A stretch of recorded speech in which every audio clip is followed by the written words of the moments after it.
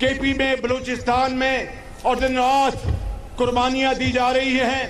इन खवारिज को, दहशतगर्दों को खत्म करने के लिए जब तक दहशतगर्दी का खात्मा नहीं होता, मुल्क की तरक्की और खुशहाली नहीं हो सकती। तरक्की पाकिस्तान का मुकद्दर बन चुकी, भारत को पीछे ना छोड़ा तो नाम शहबाज शरीफ नहीं। वजीर आजम का डेरा गाजी खान में जलसे आम से खिताब, कहा दुश्मन के कहने पर केपी और बलूचिस्तान में दहशतगर्दी हो रही है। जब तक दहशतगर्दों का खात्मा नहीं होता, मुल्क तरक्की नहीं कर सकता। पाकिस्तान की मईशत बेहतरी की जानिब गामजन है, बिजली के बिल मजीद कम करेंगे। वजीर आजम का राजनपुर में यूनिवर्सिटी और डीजी खान में कैंसर अस्पताल बनाने का भी ऐलान।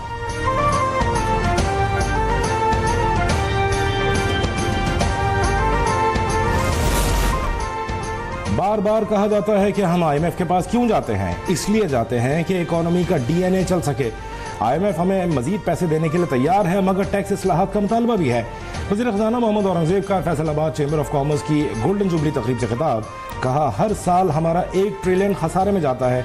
वज़ीर आज़म चीफ जस्टिस के पास इसी वजह से गए थे कि टैक्स के केसेस को फौरी तौर पर निपटाया जाए।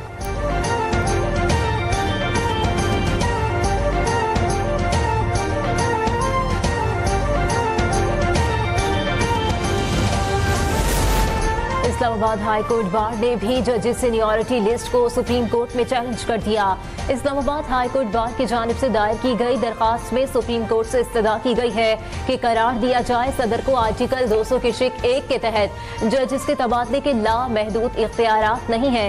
इससे कबल इस्लामाबाद हाई कोर्ट के 5 जजेस भी सीनियरिटी लिस्ट के खिलाफ सुप्रीम कोर्ट में दरखास्त दायर कर चुके हैं।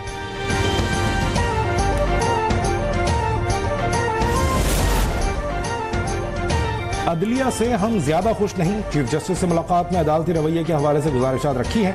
PTI के साथ ऐसा सलूक करना जमहूरियत और कानून के लिए ठीक नहीं है। चेयरमैन PTI बैरिस्टर गौहर की मीडिया से गुफ्तगू, कहा हुकूमत के खिलाफ हमारी चार्जशीट बहुत लंबी है। चीफ जस्टिस ने PTI को सिस्टम में रहने और बॉयकॉट न करने का मशवरा दिया है।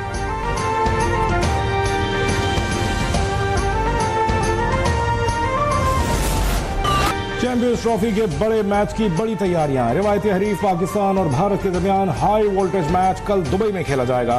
पाकिस्तान टीम की दुबई में तगड़ी ट्रेनिंग, बैटिंग, बॉलिंग और फील्डिंग की खामियां दूर करने पर खुसूसी तवज्जो। फखर जमान की जगह इमामुल हक ने टीम को ज्वाइन कर लिया। फाइनल 4 में जगह बनाने के लिए कौमी टीम को अगले दोनों मैचेस जीतने होंगे। बिल्कुल, हमने 2 मैच यहाँ पे इनको इंडिया को हराए हुए हैं और कोशिश करेंगे कि जिस तरह लास्ट 2 मैच यहाँ पे हम लोग जीते हैं, जो उसी तरह की कोशिश करेंगे कि यहाँ पे क्रिकेट खेलें और अल्हम्दुलिल्लाह काफ़ी लड़के कॉन्फिडेंट हैं, इंशाल्लाह अच्छा मैच होगा। भारत को दुबई में पहले भी 2 बार हराया है, इस बार फिर शिकस्त देंगे, गलतियां नहीं दोहराएंगे, भारत को शिकस्त देकर सेमीफाइनल खेलेंगे। कौमी टीम के फास्ट बॉलर हारिस रऊफ पुर अज़्म, कहा साइम और फखर की इंजरी से नुकसान हुआ।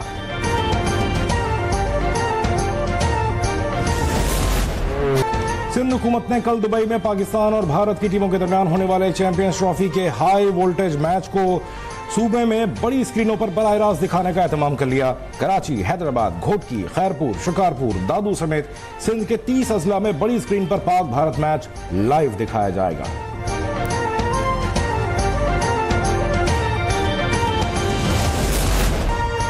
स्काउटिंग नौजवानों में नज़्म ज़ब्त, क़यादत और खिदमत का जज्बा पैदा करती है। स्काउट्स कुदरती आफात में हुकूमत के शाना बशाना काम करते हैं। वज़ीर आला सिंध मुराद अली शाह ने स्काउट्स के आलमी दिन पर पैगाम में कहा, सिंध हुकूमत स्काउटिंग सरगर्मियों को फ़रोग़ दे रही है। स्काउट्स के कैंपों में नौजवानों को जिस्मानी तरबियत और क़यादत की महारतें सीखने का मौका मिलता है।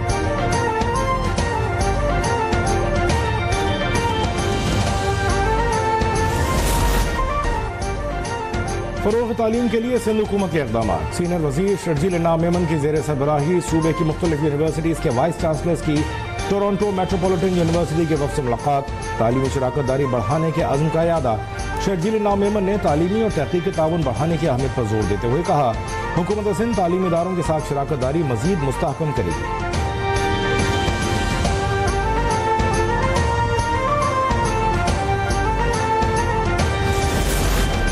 कराची के इंसदाद दहशतगर्दी अदालत ने मुस्तफ़ा आमिर के अगवा और कत्ल केस में मुलजिमान अरबगान और शहराज के जिस्मानी रिमांड में 5 दिन की तौसीह कर दी। तफ्तीशी अफसर ने अरबगान के असलहा और लैपटॉप की फॉरेंसिक जांच की दरख्वास्त की, जबकि मुलजिम अरबगान ने इल्जाम लगाया कि उसे बलोचिस्तान ले जाकर धमकियां दी गईं। मुलजिम शहराज के वकील ने कहा इसके मुवक्किल का केस से कोई ताल्लुक नहीं। पुलिस की कार्रवाई पर भी एतराज किया। अदालत ने शहराज की बहन की मुलाकात की दरखास्त वापस कर दी।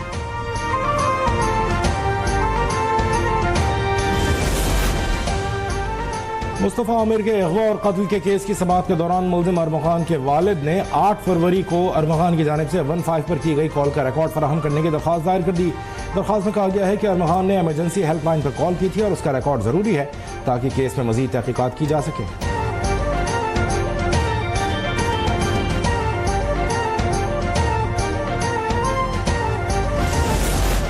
कराची में मुस्तफ़ा कत्ल केस में अहम पेशरफ्त सामने आ गई। FIA ने इंकशाफ किया है मुलजिम अरबगान मनी लॉन्ड्रिंग में भी मुलव्विस है।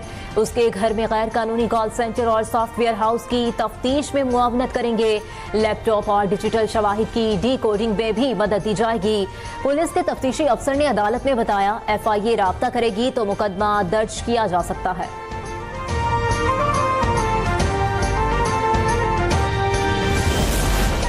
कराची में खुले मैनहोल ने एक और बच्चे की जान ले ली। वाकया सरजानी टाउन हसन बरोही रोड में पेश आया। रेस्क्यू काम के मुताबिक जाँ बहक होने वाले बच्चे की शनाख्त असदुल्ला के नाम से हुई है। बच्चे की लाश को जिना अस्पताल मुंतकिल कर दिया गया। गमज़दा वालिदैन की हुकूमत से इंसाफ की अपील।